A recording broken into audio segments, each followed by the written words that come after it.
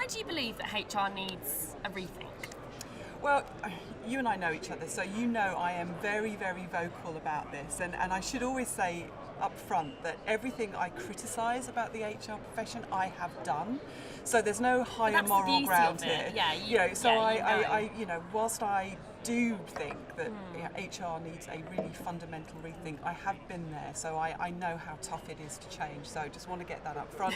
Having said that, I think it needs a rethink because over the years, we have become increasingly more concerned with compliance, process, and perhaps the kind of caring side of things than I think we have doing what we need to do, which is creating the conditions where organisations can thrive in very different circumstances. And I think, the stuff that we did in the 1980s and the 1990s, these big heavy processes and kind of real focus on compliance and making managers do things, has been increasingly highlighted that it doesn't work. It may never have worked, but it particularly doesn't work in a world that is much more disrupted, much faster paced, much more agile. So I think it does need a fundamental rethink. I think we need to move away from traditional practices, and the good news is that this is now starting to happen. And I know you touch upon this in your book, HR Disrupted. Could you tell us some key takeaways from your book? So there's two books actually, because the other book, the new one, the HR Change Toolkit, was out a couple of weeks ago. But the one that has been out for a couple of years and is kind of my manifesto, I suppose, is it talks about the need to move away from parenting to an adult-to-adult relationship, both HR but also organisations, leaders and employees. So moving away from parent-child to adult-adult. It talks about a need to consumerise the workplace.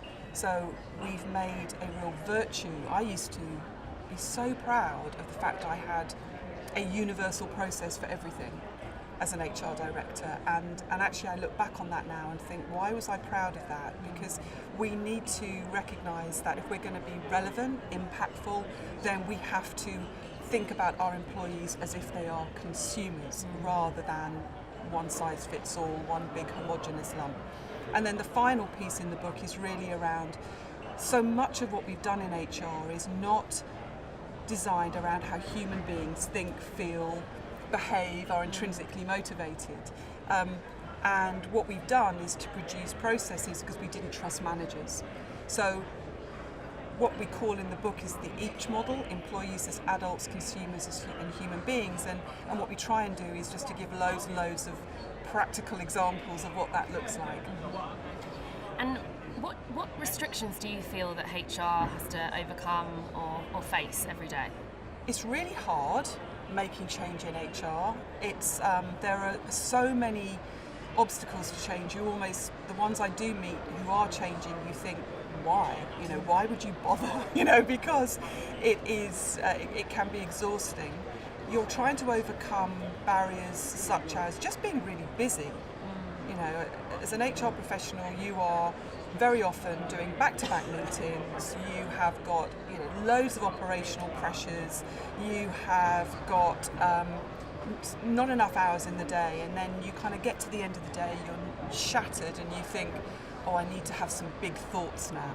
I need to be strategic and think about the future. And then you think, oh, shall I just go home and have a bottle of wine and think about that tomorrow? And that usually wins out. So I think there's just something about the work is relentless, and so giving yourself that space and that time is not always easy.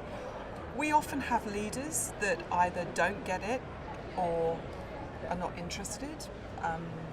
Many of the leaders I've worked with still very much adhering to the command and control style of leadership, struggling as people leaders, and so resorting to behaviours and tactics that are rule heavy and needing HR to do a lot of stuff for them, or just being wedded to the idea that if to motivate people you pay them a bonus, and that the appraisal system and giving people grades is okay. And so I think we've got leaders that struggle, and clearly our role is to help them with that.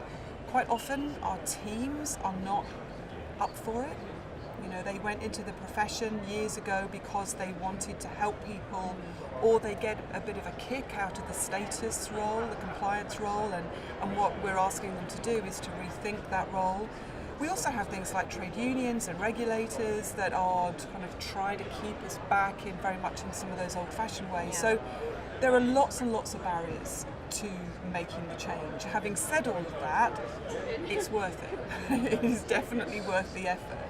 And you know, I meet countless HR professionals in the work that I do now that have, whether you call it seen the light or just have given it a go, and it's much more energising and rewarding work.